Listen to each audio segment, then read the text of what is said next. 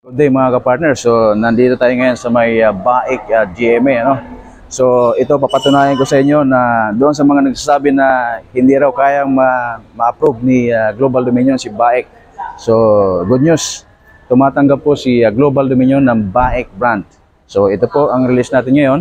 Ito ang Baik B30 4x4 automatic. So napakagandang unit. So congrats sa ating client na ma-release, ano? Dito sa may Global Dominion Las Piñas. At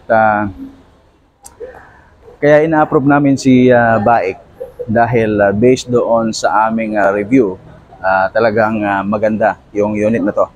Kaya accept and approve. At doon sa mga nahirapan sa approval, no, sa kailang mga bangko. So maaari lang po kayo pumunta sa may Global Dominion Las Piñas.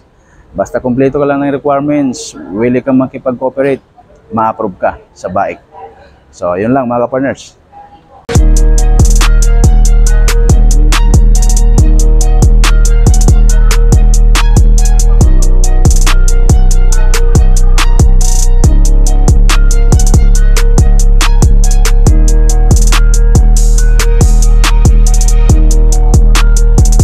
At congrats, na-release din yung inyong Baik B30.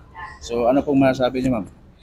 First of all, very grateful kami for Global Dominion Las Piñas branch, especially po kay Sir. Kasi hindi siya sumuko sa pag-help po sa amin. Maasikaso yung car namin and now na-release na. Especially ito, which is yung gusto talaga namin na unit. So those na hindi pa po approve yung application, punta lang po kayo sa Global Dominion Las Piñas branch and hanapin niyo po si Sir Sir Nomer. Yun po. Thank you very much. Thank you, ma'am. Thank you.